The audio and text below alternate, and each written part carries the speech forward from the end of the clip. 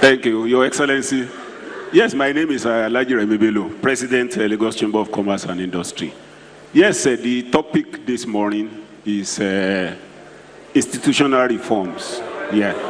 My observation is the discussions we've been having. You know, we are a federation. It's like we are talking about only the federal government. We are not looking at the 3 levels of government we have in the country. When we look at it, we have duplication of these institutions at the federal, at the state. What are we doing about this? When you look at the competitiveness we are talking of, the kind of bottleneck you have at the local government level, at the state, before you come to the federal government, the federal level, we have not addressed this. I think it's an area we need to look at when we are talking of institutional reforms in the country. Thank you very much. Very good point. I've got some, now we know we're in the technological era now, so I've got some questions from Twitter. And I'm going to read some of that note to you. One says, does the federal government believe in the competence of the Nigerian public sector to enhance its productivity? Okay. Another one says, how will the federal government ensure that politics does not stand in the way of credibility when choosing heads of federal government agencies? The third one says, what are the concrete steps the head of service is taking to address the issue on work ethics? And then the last one says, Professor Shimbajo should tell us the plans of his government on comprehensive human capacity development. Anyway, so like I said in my introduction, this conversation continues. We run out of time, and it's clearly not, we don't have enough time in a session like this to do justice to the topic. But recognizing this, the organizers of the summit have what they call the design workshops. So there's a design workshop that is specifically addressed to this issue. Presumably it will be a smaller group of interested people who have concrete contributions to make to the subject matter and so on. And we'll have more time to delve into the subject matter in depth and so on. But clearly, if there's anything we've achieved today, is to at least understand the enormity of the challenges that face us. We understand that it can be done, it has been done, and all the know-how and all the knowledge capital and so on is there to do it. We also understand, of course, the importance of leadership and political will to do it. We also understand, of course, that it takes time. Now we have a government that has 4 years, to go. I think about how many months are gone. So, so it's a case of how much can we get done in the remaining tenure of this president. I'm particularly happy that the president sat in through all this. What I would like to do is let him have the last say in terms of what does he make of all the things that he's heard, particularly the Georgia case study. And how, 1 minute, okay. So I would like to hear from him in terms of what he makes of all this and how he intends to use all that has come up in this discussion to at least to advance the reform agenda for this country. Because clearly, our system is not working. We know it. I mean, that is a generalized statement, but we can go to specifics, find that things just don't happen, things don't work. When you talk about the cost of doing so, the cost effectiveness and so on, it just doesn't work. And my own feeling is that those who are made to make things happen for us take far too much of the resources that very little is left to get anything done. But even if they took all the resources and we saw results, it would have been a completely different matter, but we're not seeing results. So before the Vice President comes on to have the last say, Obi has you have a minute. Dr. I wanted to make sure that we wouldn't leave here with the private sector sort of thinking it's the business of government. That would be wrong. That would not help at all. It's important for private sector to remember constantly that there is a demand side and a supply side to the matter of entrenching accountability, transparency in the system. And that part of the incentive for private sector wanting this change to happen is that every one of you can be doing better than you're currently doing. So that becomes a basis for collective action success. And private sector has a way of not wanting to act collectively. Because what we've seen in terms of the incidents of corruption is that people find a way around it and it becomes a competitive edge for them. But the truth is, you cannot compete with the rest of the world. You are not a company based in Nigeria anymore. You're supposed to be a company based in the world. And so your standards and your competitiveness must be globally defined. If you want that to happen, then it means that your pressure for this change must be persistent, it must be consistent, and it must be collaborative. So let's not live with a sense that if head of service knew what he were doing, we will all be fine. It's not true. There's a demand side, there's a supply side, and it takes citizens, sector, and then the private sector and the public sector acting together in order to create the impetus that disrupts the status quo. And I think that we can do it in Nigeria. So, Mr. Vice President, you set the tone in your keynote. You've heard from our guest speaker. You've heard from the panelists. You've heard from Twitter. Yeah. So, what do you make of all this? And what do you plan to do? Okay, yes, thank you very much, everyone. And I think first I want to thank Nika again for that awesome presentation.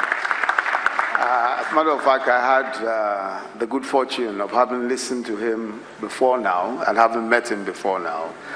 And he's helped a great deal in shaping the way that we're thinking about reform, especially reform in the power sector, which he didn't even mention, you know. Apparently, Georgia had one of the worst situations in its power sector, much worse than us. As a matter of fact, he recounted a situation where power was to be provided for 2 hours, and people went on the streets to protest.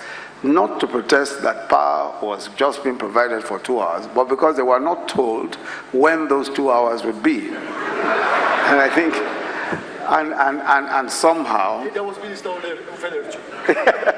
He was Minister of Energy then, exactly. And somehow, you know, they were able to turn all that around, you know. So I think that an important message, which we have taken on board, of course, is that it is entirely possible to reform our public institutions. Is entirely possible to turn our country around. I have absolutely no doubt in my mind about that. But one of the things I want to mention is that there always is, you know, and I've found right across the country and everywhere, there's always a sense that, yes, it is someone else that will do this thing. You know, and I really am pleased that Obi made the point that she just made. You know, and I find that everybody would like the rules to be applied so long as it's not applied against them. And I think that it's a change that we need in the thinking. And I always say, especially elite thinking, and gathered in this room is that elite, an elite that does not want to make the sacrifice. If today we pick someone up in the corporate sector for offering a bribe and want to try him, I know how many calls I'll get in this room.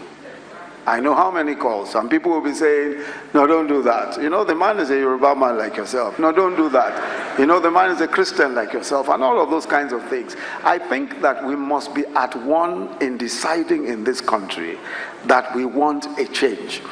I've had the experience in public service. I don't mind being the bad guy. I've had the experience in public service of sacking people and of ensuring that the judiciary worked right, you know. But I find that there are many people who don't like the pressure. But one thing I want us to do as a collective, and if there's anything that I want the NESG to take to give us as something to take away, it is that this business is for all of us. It's for all of us, and we can't apply the rules except if we apply them to every one of us. There's no question, no sacred cows, as they say. The rules will apply to all of us. Thank you.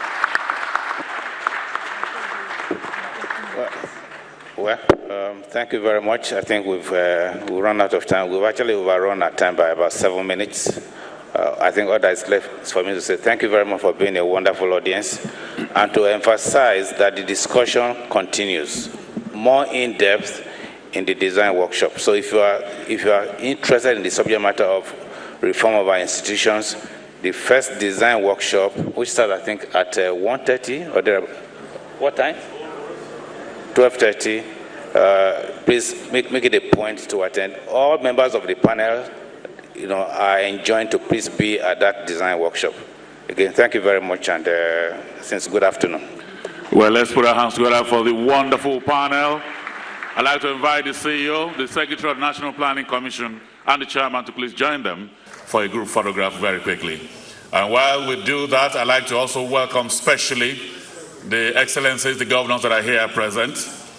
Our program has been a bit adjusted. We will be moving to interact and engage the governors right now. It is the sub-national, and we have the locations here. If you want to engage with the governors from the North Central, the room is the Niger Enugu Benue Plateau Room, Wing A, floor 01 of the main hotel. If your desire is to engage with the governors from the Northeast, is the Ogun Nasarawa Room, Wing A, floor 02 of the main hotel. But if your desire is to engage with the governors from the Northwest, and then you go to Lagos Room, Lagos Kogi Room, Wing B, floor 01 of the main hotel. But if you desire to engage with the governors from the Southeast, then Oshun Room is your location, Wing A, floor 01, the main hotel. From the governors from the South-South will remain in the Congress Hall here. And then if you want to engage with the governors of the Southwest, it's Borno, Anambra, Cross River, and Imo rooms, Wing B, floor 02 of the main hotel. And so immediately after the sub-national, we have lunch for 30 minutes. And then at 1:30 p.m. to 3, we'll have the design workshops. 1:30 to 3 p.m. we'll have the design workshops. Please proceed to the waiting room before, so that the design workshop, before their rooms are. We'd like to invite all the governors in the room to move to the holding room before the sub-national can commence. All your excellencies, the ushers will lead you to the holding room now. The Policy Commission will kick off at 3 o'clock, and then the engagement with the National Assembly will be at 5 o'clock.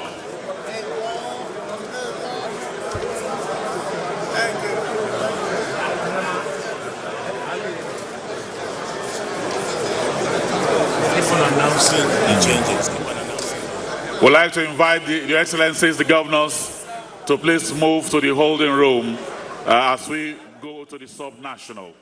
So the sub-national engagement. You're watching Channels Television, and you've been seeing the live coverage of the 21st edition of the Nigerian Economic Summit with the roundtable there with the Vice President, Professor Yemi Osinbajo, taking a look at the theme, Reforming Public Institutions to Ensure Competitiveness and Accountability. We do like to inform our viewers that definitely we will continue with our coverage as well of the Senate screening of the National Assembly, which will be coming up much later. So please endeavor to stay with us. It's still Channels Television right here